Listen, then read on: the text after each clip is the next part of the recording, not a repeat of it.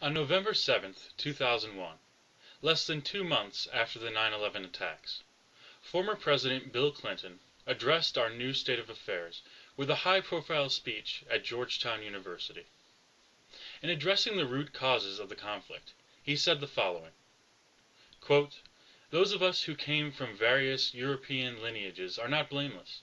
Indeed, in the First Crusade, when the Christian soldiers took Jerusalem, they first burned a synagogue with 300 Jews in it, and proceeded to kill every woman and child who was Muslim on the Temple Mount.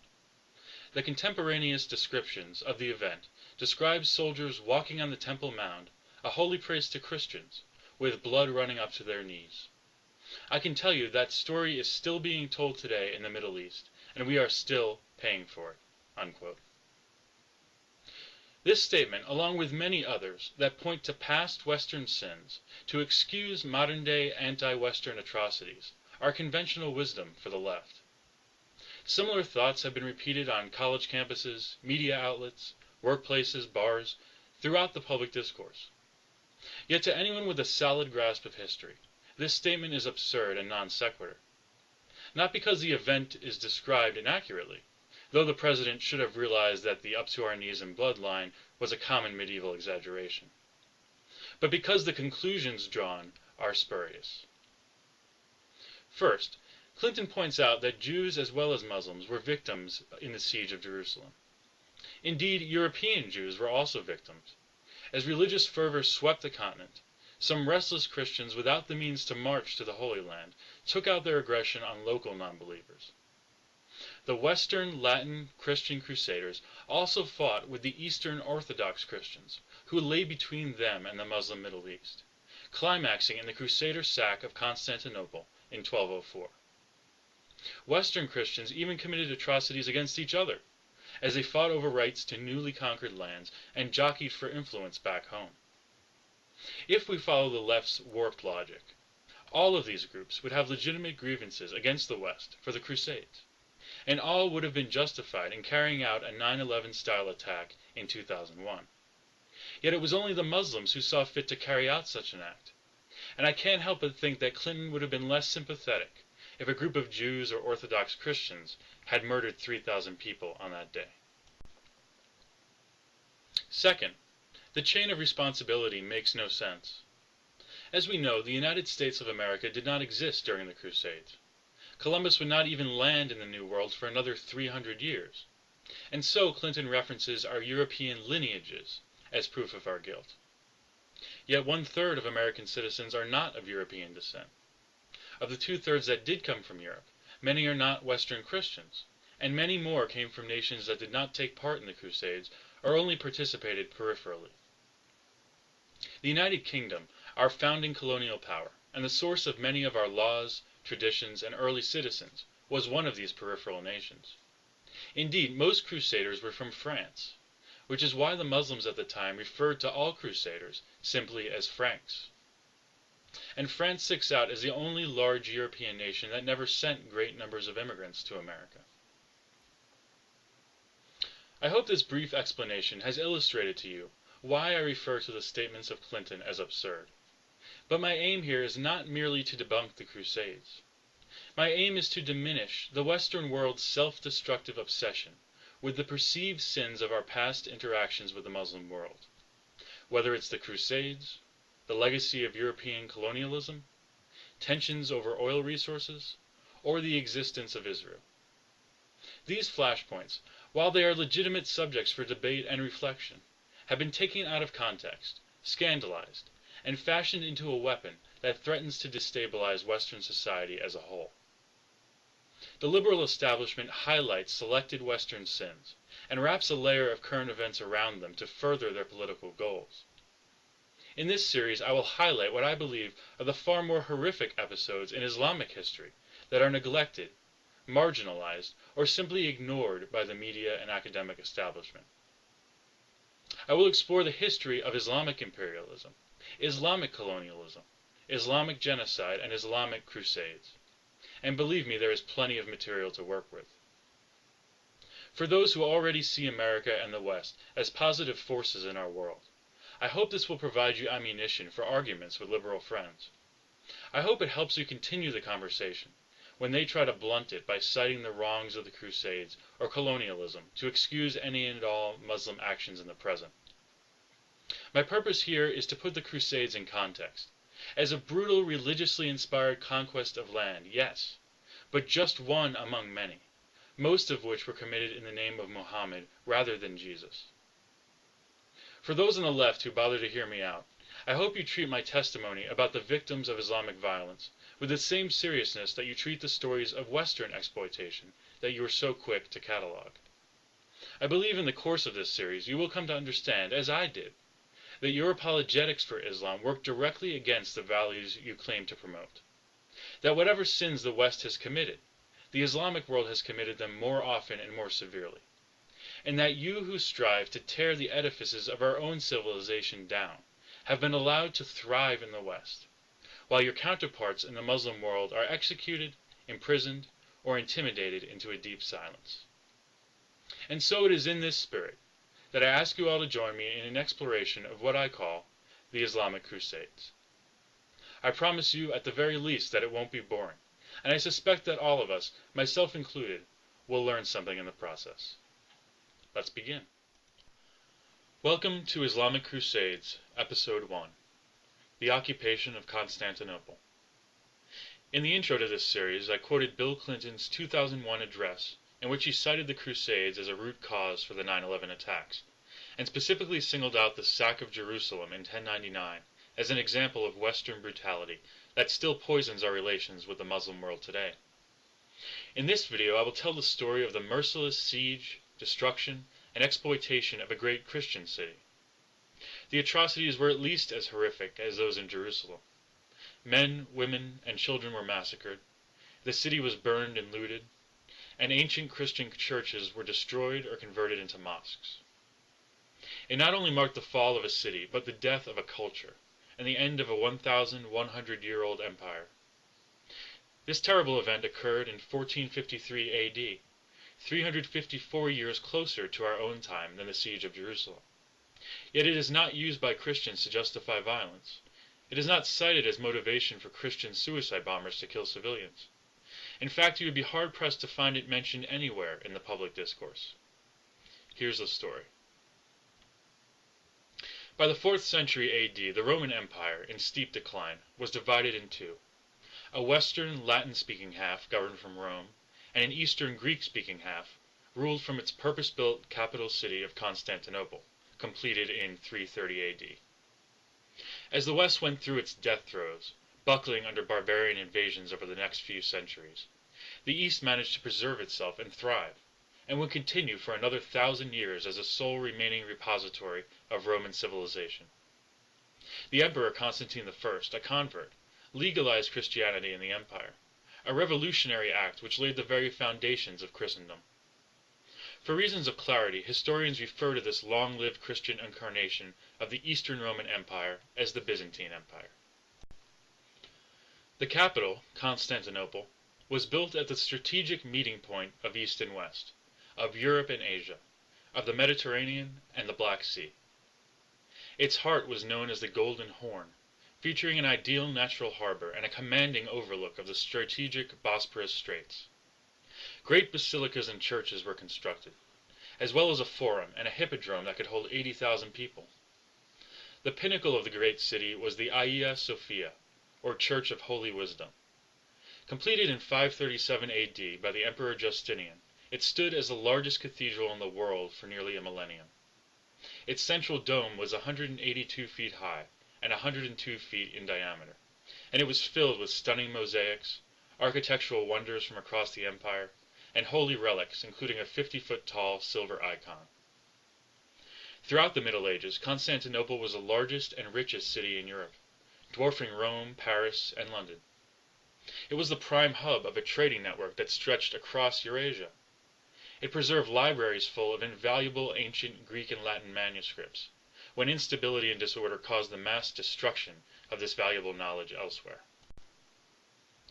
Byzantine security relied on pacifying an assortment of barbarian tribes to the west, and keeping the sophisticated Persian Empire at bay to the east. The Byzantines and Persians warred continuously for a century, battling for control of Armenia, the Fertile Crescent, and the Holy Land. When the determined and zealous Islamic juggernaut burst out of the Arabian Peninsula in the 7th century, both empires were too weak to mount a proper defense. Christian Syria fell to the Muslims in 637, Christian Armenia and Egypt in 639, and North Africa in 652. By 661 AD, the Byzantines had lost all their holdings in the greater Middle East, and nearly half of their core territory of Anatolia. In 674, the Arabs laid siege to Constantinople itself, but were thwarted by a harsh winter and their inability to breach the famous Theodosian walls. They tried again in 717. This time they were defeated at sea by the Byzantine fleet, with a revolutionary naval weapon known as Greek fire. This second victory delayed the Muslim Crusades for nearly 700 years. The Byzantine Empire acted as a firewall for that period, preventing a major Islamic incursion into a Europe that was both fragile and fragmented. Those 7 centuries, however, saw a slow and steady decline of Byzantine power. The Arab threat had been replaced by a newly Islamized horde of Turkish nomads from the steppe. A new breed of horseback warrior, known as the Ghazis, endlessly harassed the Byzantine frontiers. They sustained a continuous series of raids into the empire, plundering valuable resources and slowly chipping away at Byzantine territory. Several of these Ghazi tribes united under Osman I and created the Ottoman Empire. By the mid-15th century, the Ottomans controlled most of Anatolia and had crossed the Dardanelles to seize a sizable beachhead of territory on the European side. They had bypassed the city of Constantinople, which was now confined to a small pocket, surrounded on all sides, slowly squeezed and choked. It was a ripe, vulnerable prize for the Islamic conquerors. In 1453, the Mediterranean, Europe, Christendom, and the world changed forever. The Ottomans under Sultan Mehmed II amassed 100,000 troops outside of Constantinople, including 20,000 Janissaries, an elite guard made up of Christian slaves. They bombarded the city for 40 days, and finally breached the ancient walls on Tuesday, May 29th of 1453, a date which the Greek world considers unlucky to this day. The following is a contemporary account of the destruction. Bands of soldiers began now looting. Doors were broken. Private homes were looted. Their tenants were massacred. Shops in the city markets were looted. Monasteries and convents were broken in. Their tenants were killed. Nuns were raped. Many, to avoid dishonor, killed themselves. Killing, raping, looting, burning, enslaving went on and on. The troops had to satisfy themselves. The great doors of the Hagia Sophia were forced open, and crowds of angry soldiers came in and fell upon the unfortunate worshippers. Pillaging and killing in the holy place went on for hours.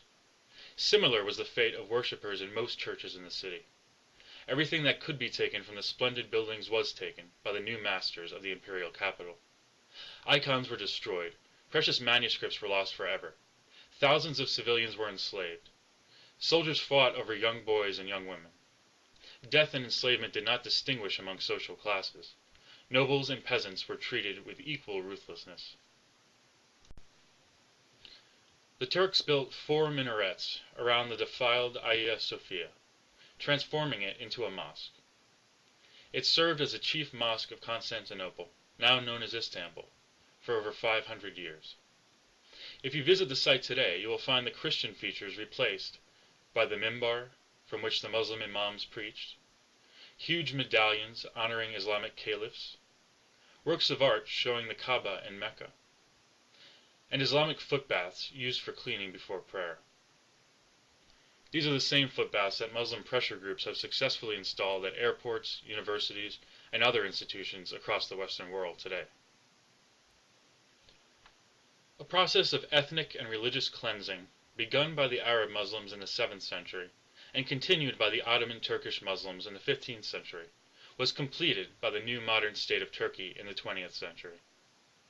The remaining pockets of Greek Christians on the north and west coasts were massacred or exiled, while 1.5 million Armenian Christians were decimated in the east, in a genocide that foreshadowed the Holocaust. It was an inspiration for Adolf Hitler, who justified the viability of his radical plans by asking, "After all, Who speaks today of the annihilation of the Armenians? And indeed, who speaks today about the fall of Constantinople?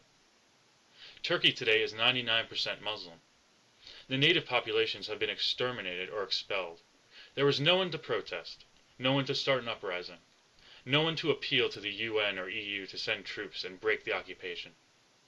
For 555 years, the city of Constantinople has suffered a deep cosmic humiliation, and only the skeletons of the ancient buildings, silent witness to it all, are there to protest. The next time the intimidating voices of Islam, or their leftist apologists in the West, excuse murder, violence, rioting, and grievance-mongering by invoking the occupation of Jerusalem, you need to tell them about the occupation of Constantinople.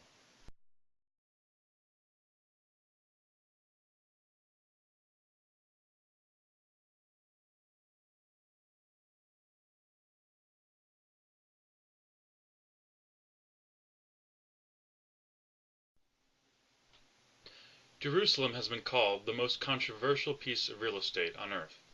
Jerusalem is widely recognized as a city holy to three world religions. The media consistently refers to it as the holiest site in Judaism and the third holiest site in Islam. It is also home to important Christian sites like the Church of the Holy Sepulchre, the Via Dolorosa, and the Mount of Olives. But it has never been essential to Christian theology that Jerusalem be ruled by a Christian power.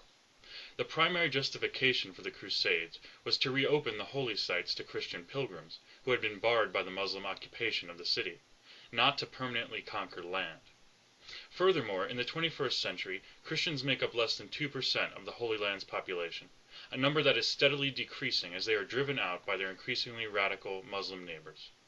Thus, today the principal competing claims to the city come from Judaism and Islam. Let's examine these claims. Jerusalem has been the unambiguous center of Jewish religious and national life since it was founded by King David about 3,000 years ago. In 957 BCE, his son, King Solomon, built a temple on a raised area of the city as a permanent home for the Holy Ark of the Covenant. From the very day it was constructed, Jewish life revolved around the temple. The Sanhedrin Council, which governed the nation, was located on the temple grounds. The temple service was at the heart of the Rosh Hashanah and Yom Kippur holy days. The temple was central to the three pilgrim festivals, Passover, Shavuot, and Sukkot, when all Jews were required to gather in Jerusalem. And every 7 years all Jews were required to assemble at the temple to hear the king read from the Torah. This first temple was destroyed by the Babylonians in 586 BCE, and the Jews were expelled to the banks of the Tigris and Euphrates, but they always longed for Jerusalem. A 2,500-year-old prayer of mourning survives from that time. How shall we sing the Lord's song in a strange land? If I forget you, Jerusalem, let my right hand lose its strength. Let my tongue cling to my palate if I fail to recall you, if I fail to elevate Jerusalem above my highest joy. The Jews returned a generation later and rebuilt a second temple, maintaining full or partial sovereignty over the land for another 6 centuries. In the 2nd century BCE, King Antiochus of Greek-ruled Syria attempted to Hellenize the region and impose the worship of Zeus at the temple. The 8-day festival of Hanukkah celebrates the rededication of the Second Temple after this desecration. The Romans finally destroyed the Second Temple in 70 CE with the intent of erasing the Jewish people from history. They renamed the territory Palestina, a reference to the Jews' biblical enemies, the Philistines, as a final insult. But there was always a Jewish presence in Israel, especially in the holy cities of Jerusalem, Hebron, Tiberias, and Sfat. Elderly Jews from all over the world would make pilgrimage to die and be buried in that sacred ground. In the Middle Ages, villages from Russia to Morocco would pool their money for years just to send one villager to Jerusalem to deliver their prayers to the Western Wall. 3 times every day, Jews face towards Jerusalem and pray for their return to the Holy City. After every meal, Jews pray that God will rebuild Jerusalem speedily in our days.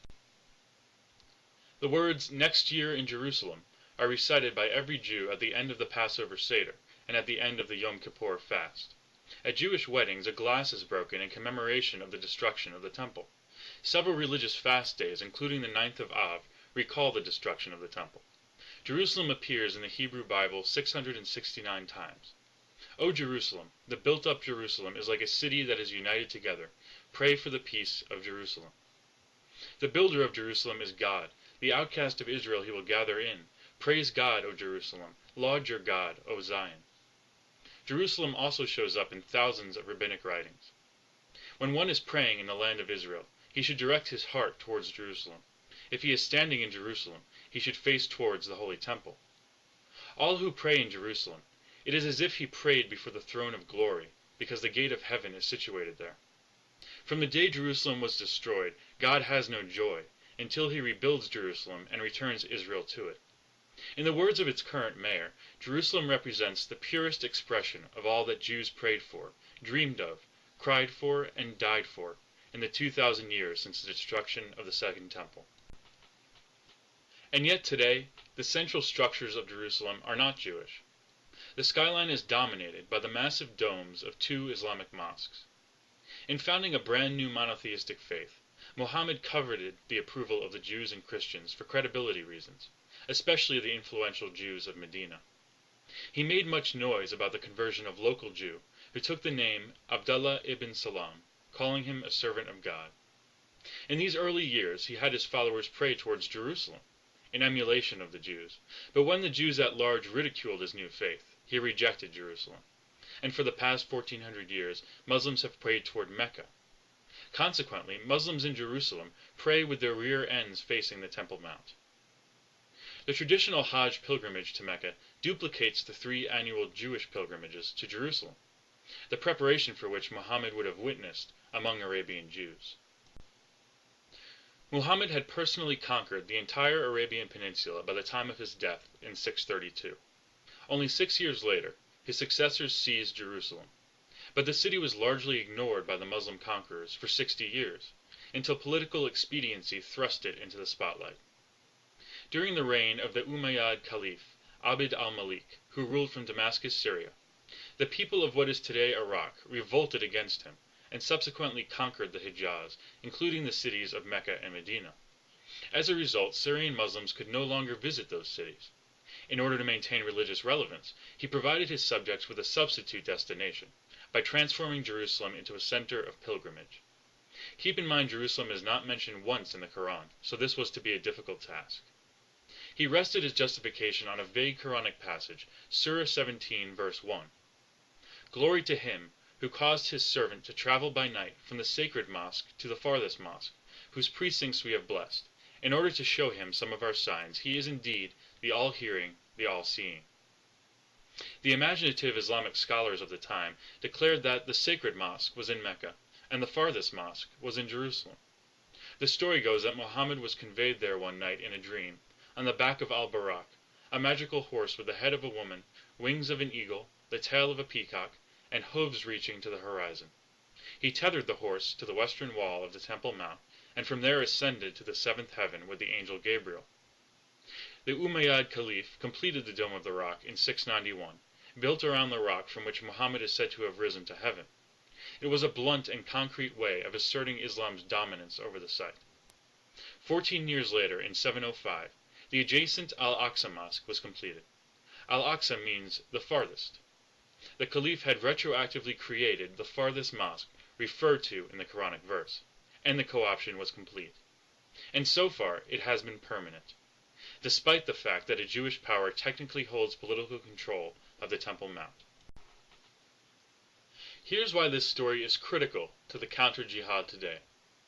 The gradual Islamization of new territory and the co-option of its most important religious sites has been an essential feature of jihad since the time of Muhammad. The Kaaba stone in Mecca was a pagan site of worship before it was appropriated by Islam. The Umayyad Mosque in Damascus and the Great Mosque of Istanbul were erected on the sites of Christian Byzantine churches.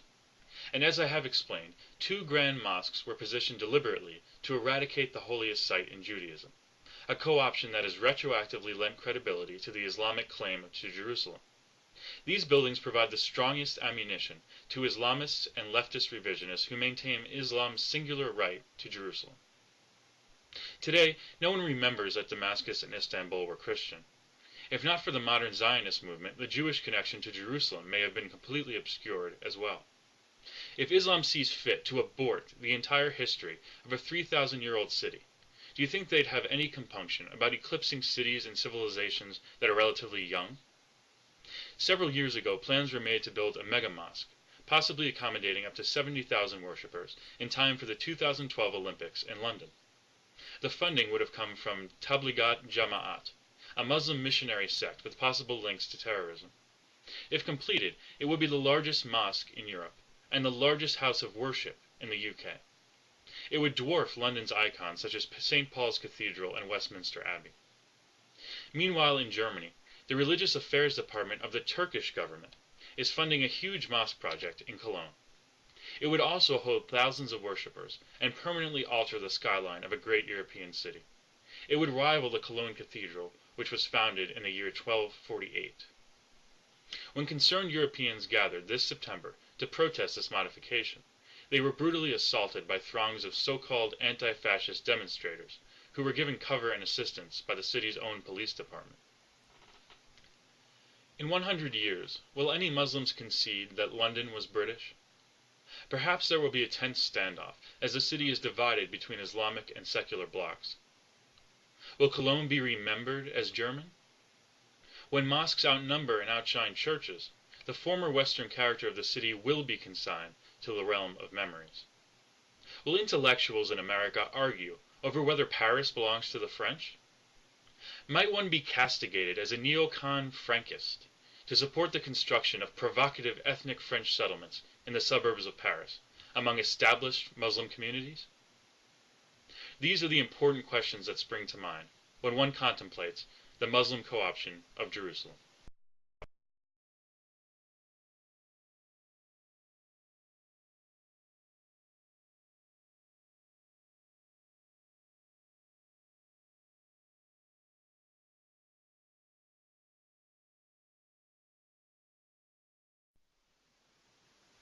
Before Islam, Egypt was a Christian land.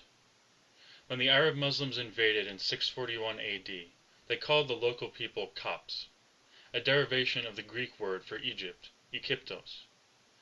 Thus, the Arabs called the local people simply Egyptians, underlining the fact that they were foreign invaders. The capital of Christian Egypt was Alexandria, named after Alexander the Great. The Church of Alexandria was founded in 42 AD, which makes it the longest uninterrupted institution of Christianity on earth. After the invasion, the Copts were relegated to dhimmi status under Islamic Sharia law. Christians could continue to worship, but were not allowed to build new churches or renovate the churches that already existed. Dhimmis were required to pay a tribute tax to the Muslim rulers and acknowledge Muslim supremacy. Dhimmis were prohibited from bearing arms or giving testimony in court cases involving Muslims.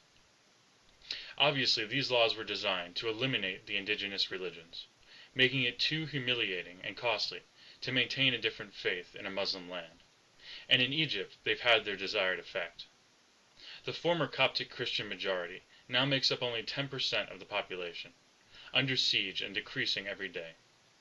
Their second-class status is underlined periodically by violence and destruction.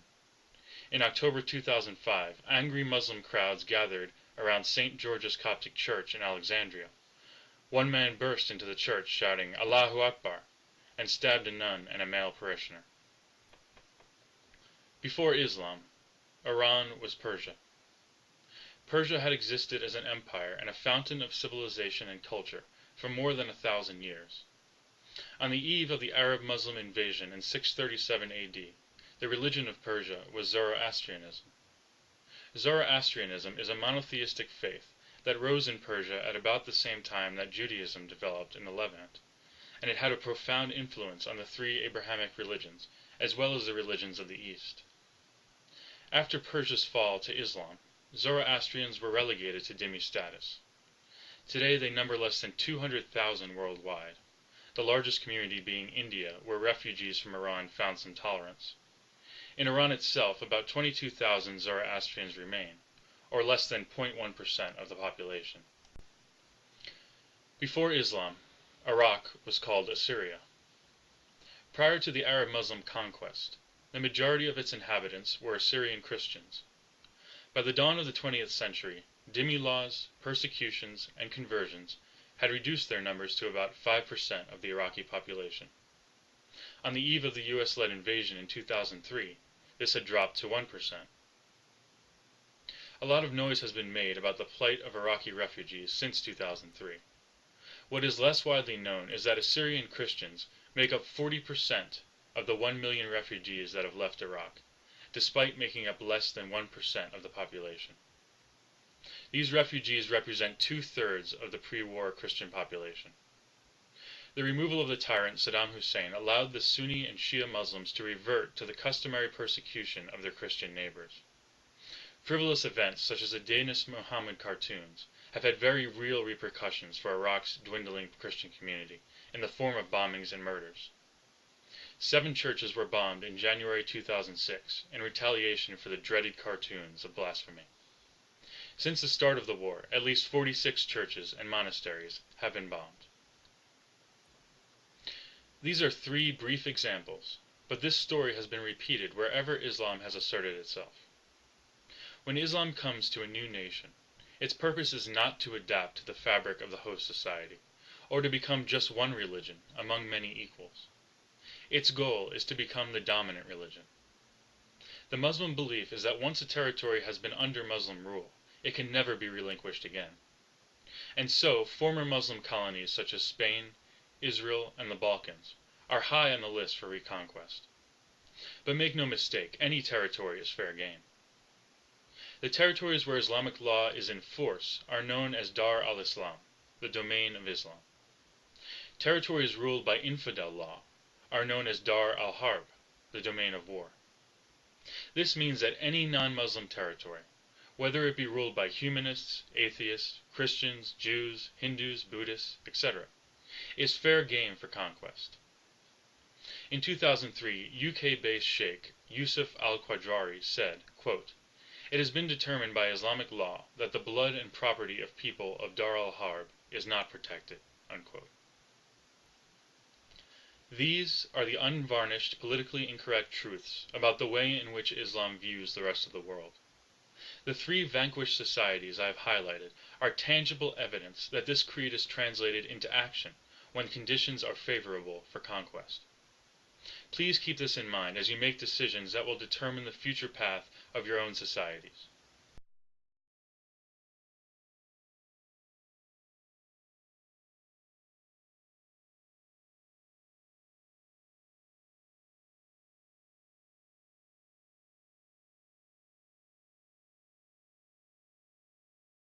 Traditions and early citizens was one of these peripheral nations.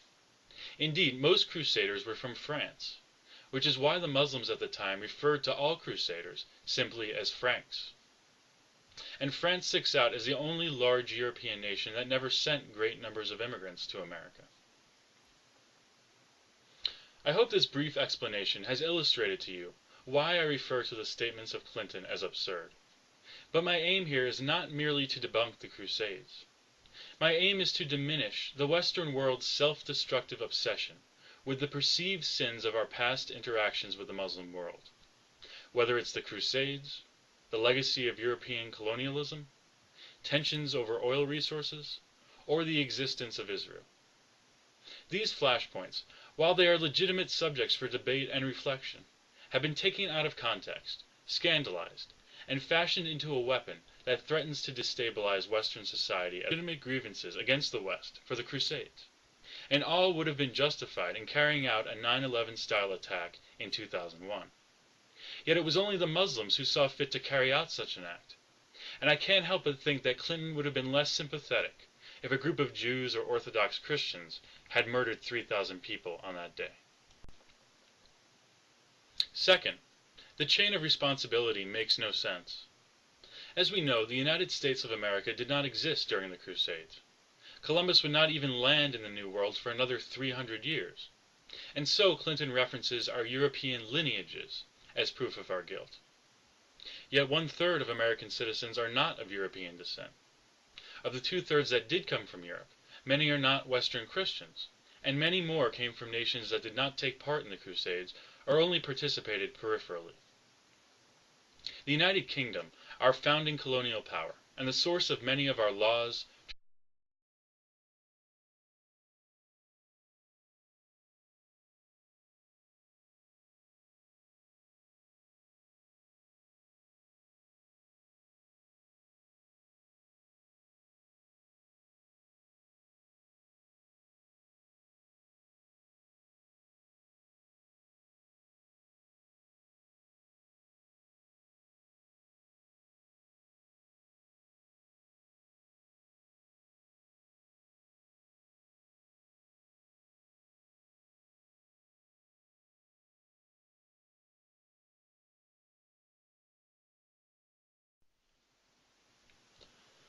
On November 7, 2001, less than 2 months after the 9/11 attacks, former President Bill Clinton addressed our new state of affairs with a high-profile speech at Georgetown University. In addressing the root causes of the conflict, he said the following, quote, "Those of us who came from various European lineages are not blameless. Indeed, in the First Crusade, when the Christian soldiers took Jerusalem, they first burned a synagogue with 300 Jews in it, and proceeded to kill every woman and child who was Muslim on the Temple Mount. The contemporaneous descriptions of the event describe soldiers walking on the Temple Mount, a holy place to Christians, with blood running up to their knees. I can tell you that story is still being told today in the Middle East, and we are still paying for it." Unquote. This statement, along with many others that point to past Western sins to excuse modern-day anti-Western atrocities, are conventional wisdom for the left. Similar thoughts have been repeated on college campuses, media outlets, workplaces, bars, throughout the public discourse. Yet to anyone with a solid grasp of history, this statement is absurd and non sequitur. Not because the event is described inaccurately, though the president should have realized that the up-to-our-knees-in-blood line was a common medieval exaggeration, but because the conclusions drawn are spurious. First, Clinton points out that Jews as well as Muslims were victims in the siege of Jerusalem. Indeed, European Jews were also victims. As religious fervor swept the continent, some restless Christians without the means to march to the Holy Land took out their aggression on local non-believers. The Western Latin Christian crusaders also fought with the Eastern Orthodox Christians, who lay between them and the Muslim Middle East, climaxing in the Crusader sack of Constantinople in 1204. Western Christians even committed atrocities against each other, as they fought over rights to newly conquered lands and jockeyed for influence back home. If we follow the left's warped logic, all of these groups would have legitimate